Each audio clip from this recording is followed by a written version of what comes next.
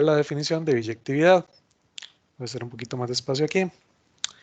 Y vimos que entonces las dos anteriores, ¿verdad? Que una función sea inyectiva y que sea sobreyectiva, son condiciones necesarias para que la inversa exista, porque cada una ataca una característica importante que tiene que tener una función. Entonces dijimos que en una función en su dominio no pueden sobrar. Entonces para la inversa, en el codominio no deberían sobrar. Eso es sobreyectividad.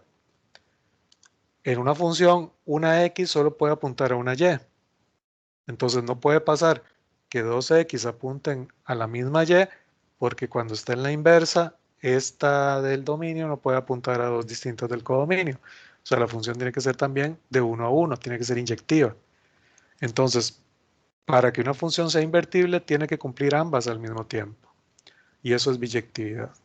Vamos a decir que una función f es biyectiva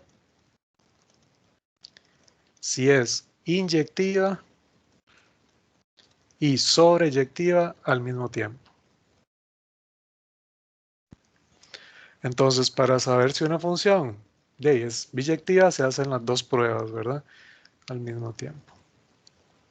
Entonces, yo tendría que hacer las dos pruebas para saber si la función es biyectiva. Entonces, tiene que ir de 1 a 1 y no sobrar elementos en el codominio. Básicamente eso es lo que necesito. Ok. Si una función es biyectiva, entonces tiene inversa. Vamos a definir lo que es la inversa de una función.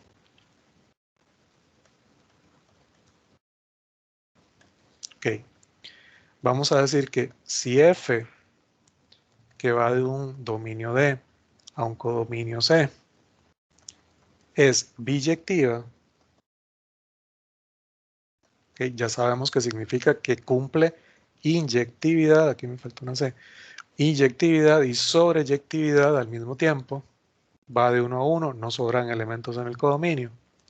Entonces, si esta es una función que es biyectiva, entonces decimos que es invertible. Entonces es invertible.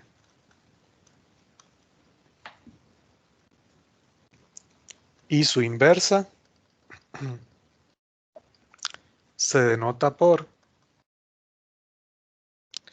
f a la menos 1, y f a la menos 1 más bien iría del codominio de la función original al dominio de la función original.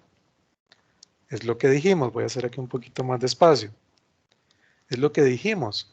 Si tengo aquí el dominio de la función y aquí tengo su codominio, entonces cuando yo tomo un x de acá y digo que se relaciona con un y de aquí, mediante la función f inversa lo que me va a hacer es lo opuesto, lo voy a poner en otro color. F inversa, entonces más bien va de aquí para allá.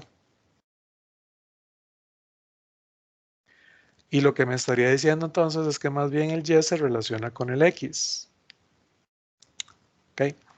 Recordemos que aquí es y o f de x. Entonces, la definición de una función inversa siempre se las van a encontrar igual. Y ojo, porque cuando estemos en exponencial y logarítmica, una es inversa de la otra.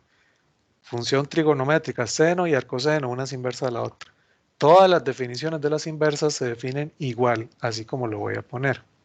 Entonces es invertible y su inversa se denota por esto y cumple que si y es igual a f de x, esto sí, solo sí, o sea, se cumple en ambas direcciones. X lo puedo obtener como f inversa de y. ¿Okay? Lo que estamos diciendo aquí, en una dirección aplico f, entonces x yo lo meto en la función, me da f de x, que yo lo llamo y. ¿Okay? Entonces x se está relacionando con el y en la función original. Lo que estoy diciendo es que con la inversa, y se relaciona con el x. Ahora estoy cogiendo el y y estoy diciendo que esa y se relaciona con el x aplicándole la función inversa. Entonces es devolverse, ¿verdad? Por eso es función inversa, me está haciendo lo inverso, lo opuesto, me está devolviendo. Ok. Voy a poner de una vez aquí, ¿se cumple qué? Algo que cumple la inversa es que si ustedes agarran un X, lo evalúan en la función, eso les da el Y, ¿verdad? Me estoy yendo para acá. Meten el X, les da el Y. Si meten ese Y, ¿verdad? Esto me da Y. Si meten ese Y directamente en la inversa, los devuelve otra vez a X. Los devuelve otra vez a X.